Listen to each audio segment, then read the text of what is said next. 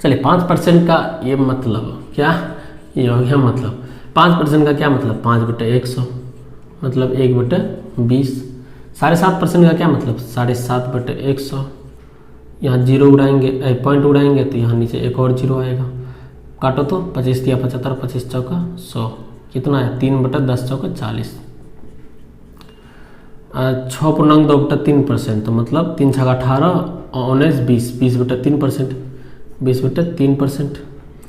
इसको क्या लिख सकते हैं 20/3 गुना 100, परसेंटेज हटेगा तो नीचे 100, 20×5 100, तो क्या लिख सकते हैं ऊपर में 1 है तो 1/3 15।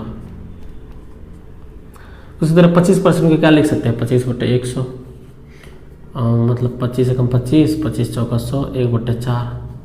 उसी तरह 17% को क्या लिख सकते हैं 17/100, 17/100 कट रहा है नहीं कट रहा है तो 17/100 मतलब 17/100 ही, ठीक है।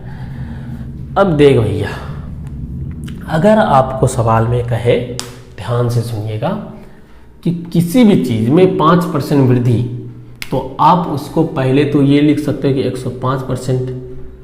5% अगर वृद्धि कहेगा तो 105% लिख देंगे, या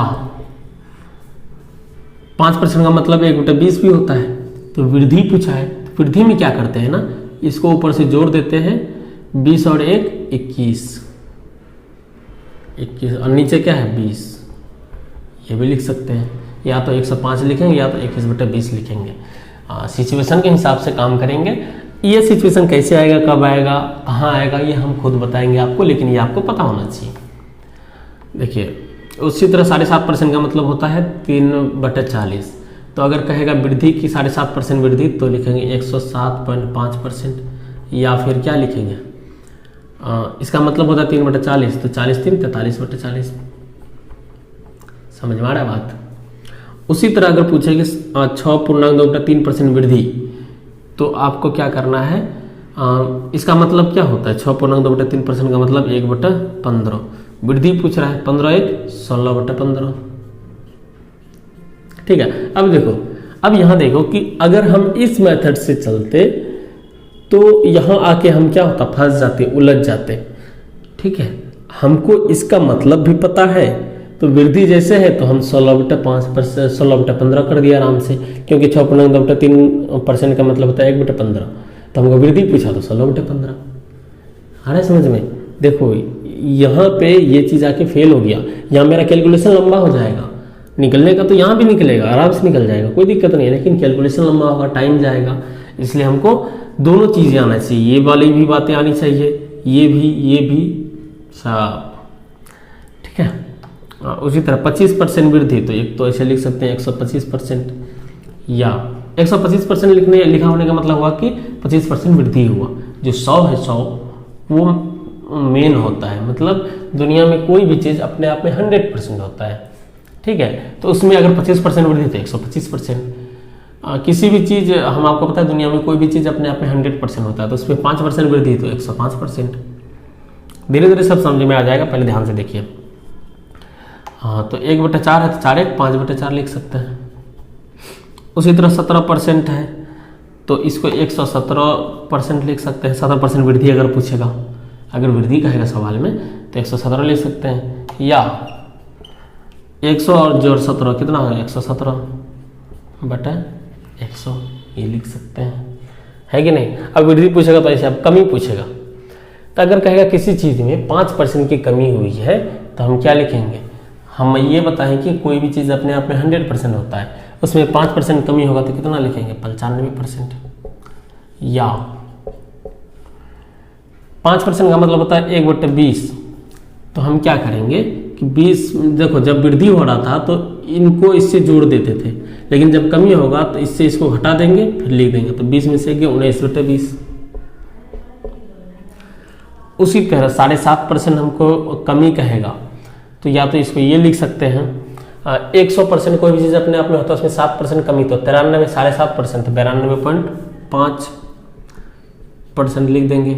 या देखो जब 7.5% वृद्धि तो जोड़ दिए थे 40×3 43/40, जब 7.5% कमी तो घटा देंगे जैसे यहाँ घटाए थे, 40 में 3 या 37/40। उसी तरह 6.2/3% कमी कहेगा। अगर हमको कमी पूछा तो देखो वृद्धि में क्या किए थे, जोड़ दिए थे, कमी में घटा देंगे, 15 में से 14/15। उसी तरह से 25% अगर कमी कहेगा तो 75% लिखेंगे, या 25% का मतलब 1/4, तो इसमें से घटाएंगे तो 3/4। फिर देखो 17% कहा वृद्धि पूछा तो 117 लिखे, या फिर 117/100 लिखे जोड़ के। कमी पूछेगा तो क्या करना, 17% कमी, तो 100 में से 17 गया तो कितना बचा, जल्दी बताओ, 83% लिखेंगे, या 100 में से 17 को घटा दो, 83/100, 87 लिखा गया भाई। देखिए लिखा कुछ भी जाए, कभी कभी आदमी का क्या होता है ना, दिमाग, और ये है सॉफ्टवेयर, ये है हार्डवेयर, कभी कभी सॉफ्टवेयर सोच कुछ और रहा तो होता है और हार्डवेयर कुछ और कर देता है। तो आपको क्या करना है, ये सबके साथ होता है कि सॉफ्टवेयर का बात मानना है, हार्डवेयर का है चाहे कुछ लिख दें, और आपके पास भी तो सॉफ्टवेयर है, हार्डवेयर है, उसका भी यूज़ कीजिएगा, ठीक है। तो चलिए देखते हैं, ये आपको समझ में आ गया। आपको ये सब परसेंटेज एक एग्जाम्पल के रूप में हम बताएं, बाकी जो भी परसेंटेज पूछेगा आप इस तरह का कर सकते हैं। मेरा ये ख्याल है कि आपके पास इतना दिमाग तो होगा, ठीक है। चलिए परसेंटेज के बेसिक का हम लोग आज लास्ट बेसिक कॉन्सेप्ट पढ़ते हैं कि क्या है, वो है डिस्काउंट। जैसे आप दुकान गए, एक दुकान गए जीन्स खरीदने, आपके जीन्स का जो प्राइस था उसका 2000 रुपये दाम था, ठीक है, 2000 रुपये जीन्स का दाम था। दुकानदार बोला हम आपको 20% का डिस्काउंट देंगे, तो बताओ कि आप दुकानदार को कितना रुपए दोगे। तो पहले तो बच्चे वाला मेथड कि 20% डिस्काउंट मतलब कितना डिस्काउंट, वो देखते हैं हम कितना डिस्काउंट, 2000 का 20/100 परसेंटेज है तो वही करेंगे, 0 हटा देंगे, 2 दूना 400, मतलब 400 रुपये हमको क्या मिलेगा, डिस्काउंट मिलेगा। 400 रुपये डिस्काउंट मिलेगा, दाम है 2000, तो हमको दुकानदार को कितना देना पड़ेगा, 1600 रुपये। समझ में आ रहा है, नहीं आ रहा है, बहुत बढ़िया। अब चलो दूसरा देखते हैं, एक अप्रोच और अपना सकते हैं ना कि 2000 में हमको 20% डिस्काउंट दे रहा है, मतलब 20% हमसे नहीं लेगा, 2000 का 20% हमसे नहीं लेगा, तो 2000 का कितना लेगा, वो 80 लेगा, 80% लेगा, ठीक है। तो हम डायरेक्ट लिख सकते हैं 2000 गुना 80/100, ये क्या है, दुकानदार जो हमसे लेगा, 2000 का 20% हमसे नहीं ले रहा है, 2000 का कितना ले रहा है, 80%, 20% डिस्काउंट का तो यही मतलब है। चलो 100 से 100 कट गया, 8 दूना 1600, ऐसे भी निकल गया, नहीं निकल गया, बताओ भाई। आप ऐसे भी निकाल सकते हो कि 2000 का 20% कितना, 400, तो ये 400 रुपये डिस्काउंट को मिलेगा हमको, मतलब 1600 रुपये देना पड़ेगा, 2000 में से 400 घटा दो, 1600 देना पड़ेगा। एक ये अप्रोच अपना सकते हैं कि जब 20% डिस्काउंट है तो हमको कितना देना पड़ेगा, 80% देना पड़ेगा, तो डायरेक्ट उसका 80% निकाल लेंगे तो निकल जाएगा। अब क्या हुआ कि आप बहुत डिस्काउंट निकालने जानते थे, दुकानदार आपसे परेशान हो गया, कहा कि चलो ले ला, इसको एक दिन फंसाते हैं, बढ़िया से फंसाते हैं। आपको क्या किया, बढ़िया से फंसा दे, देखता है कि आ रहा है, क्या नाम है आपका, मान लो आपका नाम है नील नितिन मितेश ठीक है, कि वो आ रहा है जीन्स खरीदने, आज 2000 जो दाम है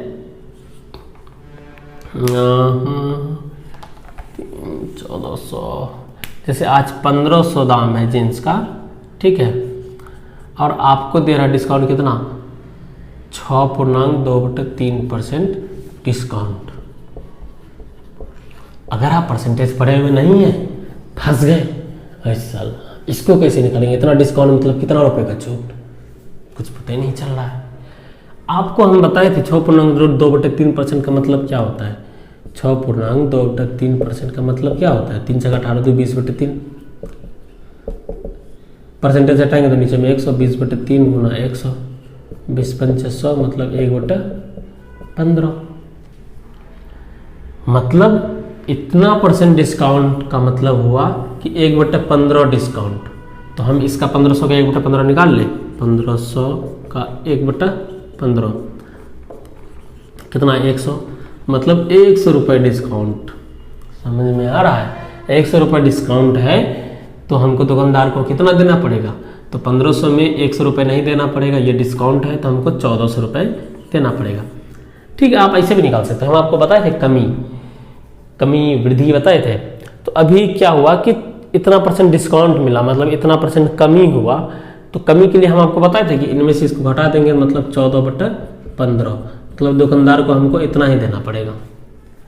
तो देखते हैं निकलता है, तो 1500 गुना 14/15, 15 एकम 15, 100, 14 गुना 100, 1400। अरे निकल गया, 1400 निकला। देखो इसका मतलब 1/15 होता था, तो इसलिए हम 1/15 निकाल के देखे। इतना % डिस्काउंट मतलब 1/15 डिस्काउंट, तो कितना डिस्काउंट, तो 100 डिस्काउंट। अब हम दिमाग लगा लिए वो वाला जो इससे पहले पढ़े थे कि जब 1/15 वो हमसे नहीं लेगा तो हमसे कितना लेगा, वो 14/15 लेगा। समझ में आ रहा है? तो डायरेक्ट हम 14/15 निकाल लिए, मतलब 1400 हमसे लेगा। इसको आप क्या कीजिएगा, बार बार प्रैक्टिस कीजिएगा, अलग अलग संख्या लेके, अलग अलग नंबर लेके, आपको बढ़िया से समझ में आ जाएगा। समझे कि नहीं समझे? समझ गए तो लाइक कीजिए। जो ऐसा बच्चा है जिसको % नहीं आता है, दुकानदार से बार बार ठगा जाता है, उसको भेजिए ये वीडियो। चलिए अब हम लोग कल मिलेंगे पार्ट 2 में एकदम बढ़िया सवाल के साथ। आप ये पढ़ लिए हैं जो हम आपको बता दिए, उसको रिवीजन कीजिए, उसको दिमाग में रखिए, ताकि जब हम सवाल बनाएं तो आपको दिक्कत ना हो।